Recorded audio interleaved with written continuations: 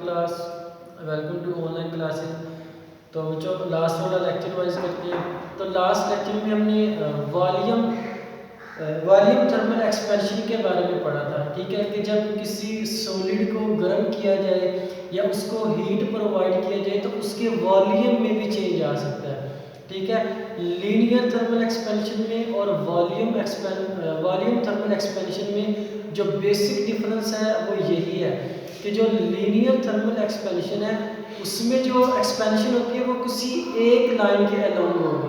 ठीक है, किसी एक डायरेक्शन में होगी, या तो वो सिर्फ एक्स एक्सिस के अलोंग होगी, या वो सिर्फ वाई एक्सिस के अलोंग होगी, या फिर जी एक्सिस के अलोंग होगी।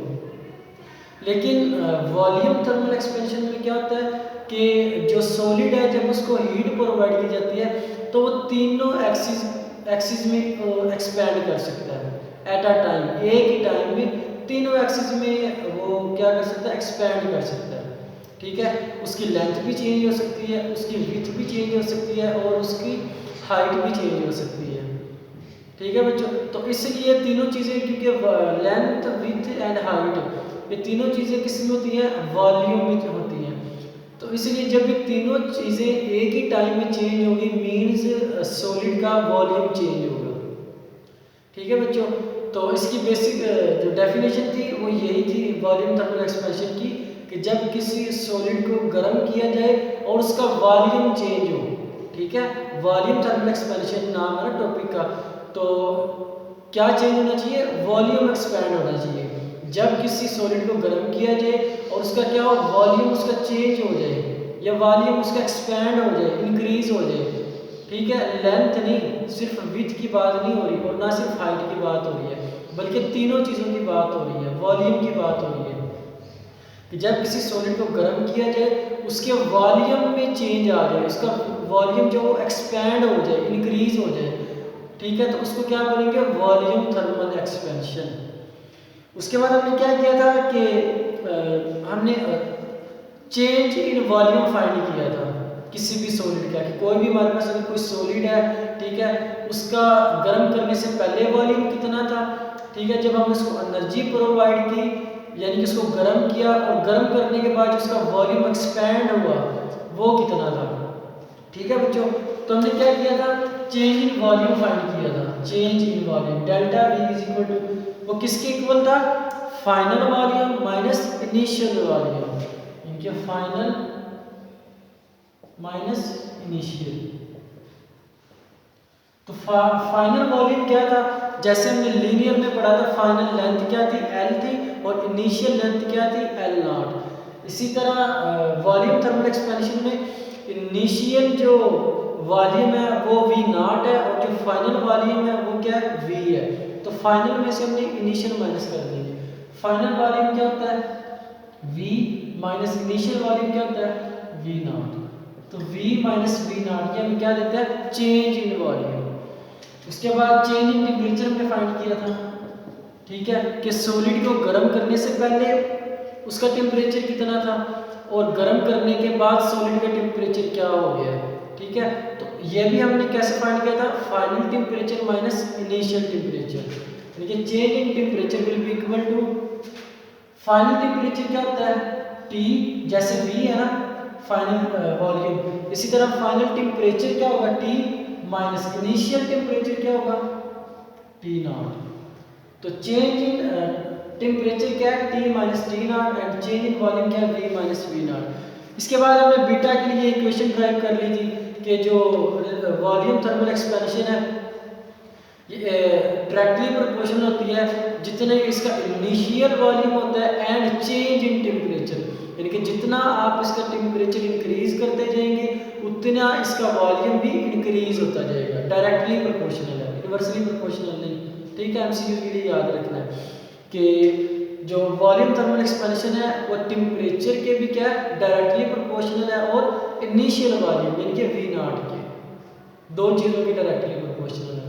दोनों चीज़ें याद रखनी है आपने, V not and change in temperature. जैसे जैसे आप टेम्परेचर इंक्रीज करते जाएंगे उसका वॉल्यूम भी क्या होता जाएगा, इंक्रीज होता जाएगा, और जैसे जैसे आप टेम्परेचर कम करेंगे उसका वॉल्यूम क्या होता जाएगा, कॉन्ट्रैक्ट होता जाएगा। ठीक है, कम होता जाएगा उसका वॉल्यूम, टेम्परेचर की क्या डायरेक्टली प्रोपोर्शनल है। हमने कांस्टेंट को खत्म किया था और बीटा बीटा को हमने एज अ कांस्टेंट यूज किया था और उस कांस्टेंट को नाम दिया था coefficient of volume thermal expansion. Beta को हमने किसका नाम दिया? मैं एमसीक्यूज के लिए फिर रिवाइज कर रहा हूँ। बीटा को हमने किसका नाम दिया था? कोफिशिएंट ऑफ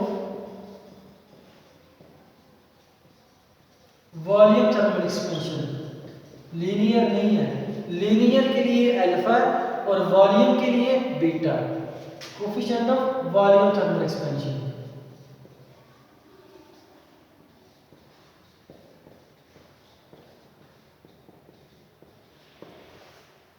तो हमने इक्वेशन फाइंड कर ली थी और उसके बाद हमने बीटा को डिफाइन भी किया था कि beta is equal to fractional change between volume and temperature, या इसको हम ऐसे भी कह सकते हैं कि ratio between change in volume and change in temperature is called coefficient of volume thermal expansion, यानी कि बीटा जिसको हमने कहा।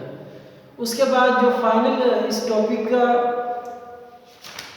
एक बात रह गई थी इस टॉपिक की, तो इसको क्लियर करते हैं। इसी टॉपिक का पार्ट है, यानी कि वॉल्यूम थर्मल एक्सपेंशन का पार्ट है ये भी।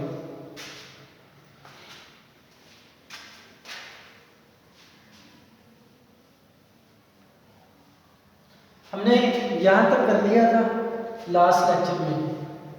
टॉपिक वही है, यानी कि volume thermal expansion.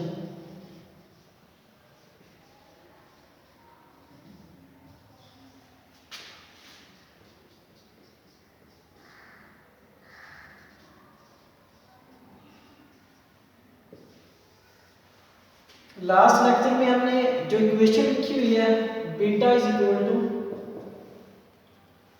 Change in volume divided by initial volume V not and change in temperature. यहां तक हमने लास्ट लेक्चर में क्लियर कर लिया था, यानी कि जहां तक हमने बीटा को डिफाइन किया था। तो बीटा को हमने कैसे डिफाइन किया था? फ्रैक्शनल चेंज, ये फ्रैक्शन है ना, साइन ऑफ जो डिवाइड का साइन है, इसको क्या बोलते हैं? फ्रैक्शन का साइन भी बोलते हैं। So beta is equal to fractional change between volume and temperature, ठीक है, या fractional change in volume and change in temperature is called beta। तो सबसे आखिरी बात इस टॉपिक की वो है रिलेशन बिटवीन जो अल्फा एंड बीटा, यानी कि रिलेशन बिटवीन, लास्ट बात है ये वाली और सबसे इंपॉर्टेंट एमसीक्यूज है इस टॉपिक का। Relation between linear thermal expansion and volume thermal expansion के linear thermal expansion and volume thermal expansion में कॉमन रिलेशन क्या है? And volume thermal expansion.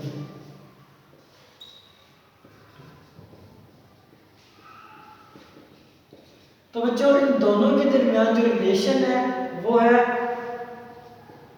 Beta is equal to 3 alpha,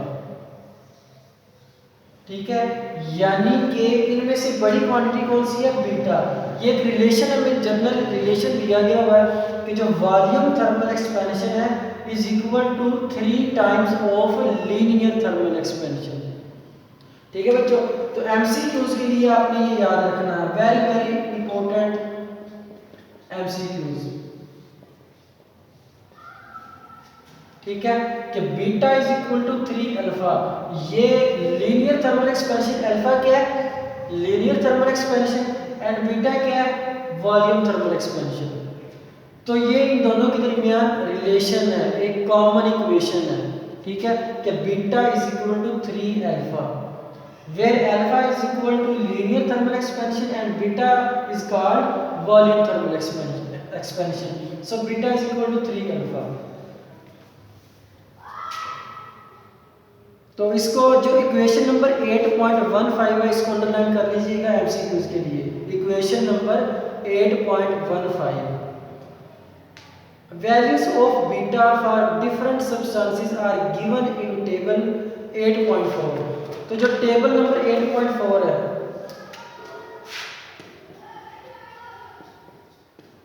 table number 8.4, इसको भी आपने एमसीक्यूज के लिए याद करना है, ठीक है। वो किसी भी मेटल का, किसी भी सॉलिड का आपसे वॉल्यूम थर्मल एक्सपेंशन या coefficient of volume thermal expansion की वैल्यू पूछ सकता है। गोल्ड की वैल्यू पूछ सकता है, कॉपर की वैल्यू पूछ सकता है, एल्यूमिनियम की, जितने भी सॉलिड जो मटेरियल्स हैं इनके लिए वो coefficient of volume thermal expansion की वैल्यू पूछ सकता है। तो वो डिफरेंट मटेरियल्स के टेबल नंबर 8.4 में वैल्यूज गिवन है, तो वो टेबल को भी आपने याद करना है एमसीक्यूज के लिए। अब इस चैप्टर की लास्ट एग्जांपल है एग्जांपल नंबर 8.7, उसको कर लेते हैं।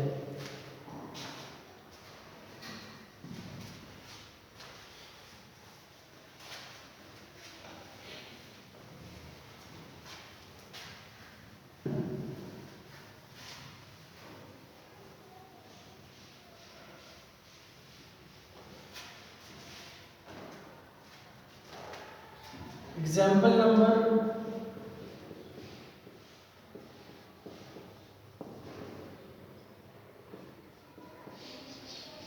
8.7, ठीक है।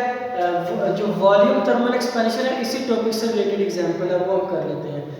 वो कहता है कि find the volume of a brass cube at 100 degree Celsius whose side is 10 centimeter at 0 degree Celsius, और coefficient of linear thermal expansion of brass is equal to 1.9 multiplied by 10 raised power -5 per Kelvin।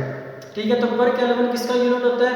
Volume thermal expansion का भी पर kelvin unit है, और जो linear thermal expansion है उसका भी पर केल्विन ऐसे यूनिट है, दोनों का सेम यूनिट है। तो यहाँ पे coefficient of linear thermal expansion की वैल्यू दी हुई है, यानी कि अल्फा की वैल्यू दी हुई है 1.9 मल्टीप्लाई बाय 10 पावर -5। तो सबसे पहले हम गिवन डाटा लिखते हैं।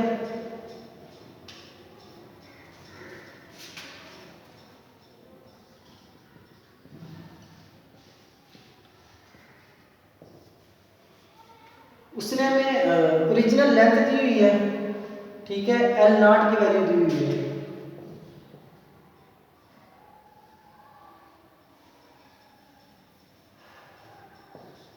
L0 is equal to 10 centimetre. तो लेंथ का ऐसा यूनिट क्या होता है? मीटर। तो हम 10 सेंटीमीटर को मीटर में कन्वर्ट करेंगे, 10 डिवाइडेड बाय 100। अब ये किस में कन्वर्ट हो गया? मीटर में। तो कितनी वैल्यू आएगी इसकी लेंथ की, L0 की? 10 divided by 100 is equal to 0.1 metre. तो लेंथ की वैल्यू क्या आ गई? 0.1 मीटर। उसके बाद उसने जो इनिशियल टेम्परेचर है T0 उसकी वैल्यू दी हुई है, T0 is equal to 0 degree Celsius. अगर डिग्री सेल्सियस को हमने किस में चेंज करना है? केल्विन में। केल्विन में कैसे कन्वर्ट करते हैं? जितना हमें टेम्परेचर डिग्री सेल्सियस में दिया होता है उसमें हम सिंपली 273 ऐड कर देते हैं। तो हमें 0 दिया हुआ है, 0 में हम क्या ऐड कर देंगे? 273। तो 0 को 273 में ऐड करेंगे तो कितना आंसर आ जाएगा? सेम वही आंसर आ जाएगा। अभी किस में कन्वर्ट हो गया? केल्विन में। तो 273 केल्विन, ये हमें इनिशियल टेम्परेचर दिया हुआ है। और फाइनल टेम्परेचर क्या है? 100 डिग्री सेल्सियस, यानी कि 100 डिग्री सेल्सियस तक उसको गर्म किया हुआ है। टी की वैल्यू दी हुई है, फाइनल टेम्परेचर वो कितना है? 100 डिग्री सेल्सियस। अब इसको भी हमने केल्विन में चेंज करना है, तो 100 में 273 ऐड कर देंगे, 100 प्लस 273, तो कितना हो जाएगा? केल्विन में चेंज हो गया। 273 में 100 ऐड करेंगे तो 373 केल्विन, ये टेम्परेचर आ गया। ठीक है बच्चों, अब देखिए हमें इनिशियल टेम्परेचर भी दिया हुआ है और फाइनल टेम्परेचर भी दिया हुआ है, तो हम चेंज इन टेम्परेचर फाइंड कर सकते हैं? बिल्कुल कर सकते हैं। इसका सॉल्यूशन स्टार्ट करते हैं। हमने फाइंड क्या करना है? वॉल्यूम फाइंड करना है हमने। हाँ जी, वॉल्यूम की वैल्यू फाइंड करनी है। जो टू फाइंड क्या करना हमने, वॉल्यूम की वैल्यू फाइंड करनी है, वी की वैल्यू फाइंड करनी है। सॉल्यूशन स्टार्ट करते हैं। अब देखिए बच्चे, फाइनल टेम्परेचर भी दिया हुआ है और इनिशियल टेम्परेचर भी दिया हुआ है। तो चेंज इन टेम्परेचर कैसे फाइंड करेंगे? Delta T is equal to final temperature क्या होता है, टी माइनस इनिशियल टेम्परेचर क्या होता है, टी नॉट। तो दोनों की वैल्यू सबमिट कर दें। टी की वैल्यू है 373 माइनस इनिशियल टेम्परेचर कितना है, टी नॉट, वो है 273। ये फाइनल टेम्परेचर और ये इनिशियल टेम्परेचर है। 273 क्या है, इनिशियल टेम्परेचर। दोनों को माइनस करेंगे तो क्या आएगा, 100 केल्विन। ये क्या आएगा हमारा, चेंज इन टेम्परेचर आएगा। ठीक है बच्चों। उसके बाद उसने अल्फा की भी वैल्यू दी हुई है हमें, ठीक है, वो भी आप गिवन डाटा में भी लिख सकते हैं, यहाँ पे भी लिख सकते हैं, क्योंकि उसने हमें हिंट की फॉर्म में वैल्यू दी हुई है। अल्फा की वैल्यू कितनी दी हुई है, 3 डॉट लगा के दी हुई है। अल्फा की वैल्यू दी हुई है 1.9, यानी कि जो उसने ब्रैकेट में लिखा हुआ है ना कि coefficient of linear thermal expansion, तो coefficient of linear thermal expansion को अल्फा से शो करते हैं। सो अल्फा की वैल्यू कितनी है, 1.9 मल्टीप्लाई बाय 10 raised power -5 पर केल्विन। ये इसका ऐसे ही है। और हमें पता है, as we know that beta is equal to 3 alpha, as we know that